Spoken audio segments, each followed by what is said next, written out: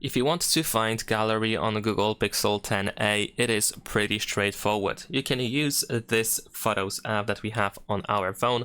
You can of course find it in the app drawer as well. Although it is named Photos, it is pretty much a gallery. We can access our photos, videos, whatever you have on your phone, by using this Photos app. You can also edit these photos and videos quite easily. As you can see at the bottom, we have the edit option.